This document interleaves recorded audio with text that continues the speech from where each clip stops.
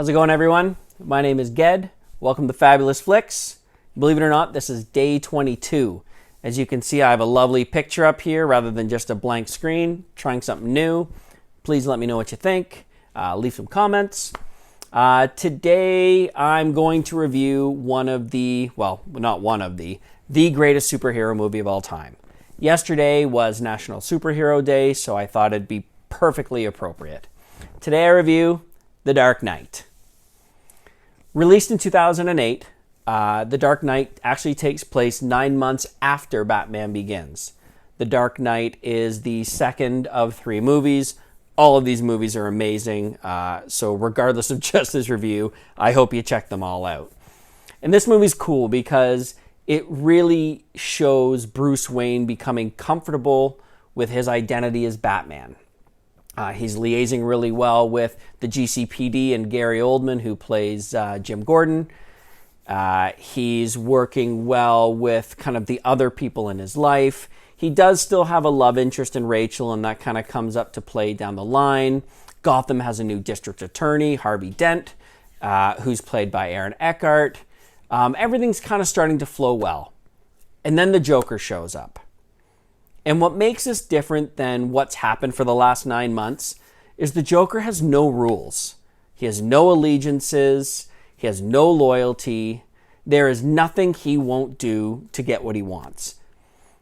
And through this movie, he pushes that on to Batman, Bruce Wayne, and everybody else to really push their own moral boundaries of what they're willing to do in order to capture him. They'll have to go well outside the things that they would do in a normal ethical situation. And Bruce is really caught in the middle of this because he knows his duty to Gotham, but at the same time, he wants to hang up the bat suit and pursue the love of his life, Rachel, which obviously you can see the triangle going on there. It's not going to go well. So the entire movie really mounts up to one moment at the end, as most of these superhero movies do, but it really comes down to the lesson of choice. Understanding that we don't have the ability to make a choice without there being consequence. So this movie was an excellent illustration of that. My cool factoid has to be the hospital scene. I'm going to tell you about it, then I'm going to show it. The hospital blow-up scene is actually a refurbished candy factory that they did dress up to look like a hospital, and yes, they blew it up. It is not CGI'd. They blow this thing up. They blow it up once, and there's this really cool scene where Joker walks out and he blows it up, and then there's a moment where it stops, and he's kind of fiddling with it, and then it starts to explode.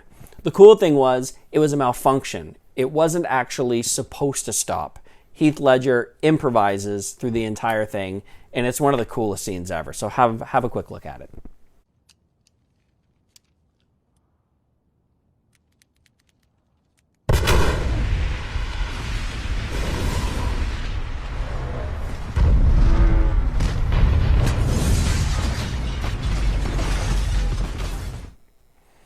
Why this movie is so influential to me?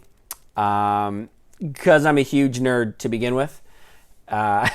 And Batman's always kind of appealed to me because he's one of the only superheroes that is human. He's mortal. I mean, yes, Iron Man, Tony Stark, is human. However, he's in the Iron Man suit. Hawkeye's a superhero, sort of. He just kind of tags along with the Avengers. No one ever says, call Hawkeye. But Batman really does a ton himself, and he's just a mortal guy. I mean, his superpower, if you watch the new really bad versions of these movies with Ben Affleck, is that he's just super rich. So it's cool to see a normal human have that much of an impact. The other thing that really stands out is the performance of Heath Ledger. I know there's a lot of other fans out there. However, Heath Ledger, without a doubt, surpasses the Joker as a character. And yeah, I mean, I know there's probably going to be people going to watch that and go, boo, no way. But there are very few people that would argue with the authenticity of that role. So much so, as you guys probably know, there's a bit of tragedy after the movie. Heath Ledger lost his life, and there is a lot of conspiracy around that he got so into the character that he wasn't able to shake it afterwards, and it kind of drove him over the edge, which is kind of a morbid spin to put on a fun review, but it just goes to show you, I mean, he brought this character to life. The same way, if you watch my Romeo and Juliet review, the same way Leonardo DiCaprio and Claire Danes did, you would think that they were actually these characters. Heath Ledger brought that to the Joker, and it is something that anyone who has ever seen this movie will never forget. My moment in this movie it is not what you'd think. Most people go to the scene with the Joker where he's sitting in the back of the cop car. It's kind of become a little bit of cinema history. But I didn't, because there was a line in this movie that really kind of punched me in the face when I watched it last night.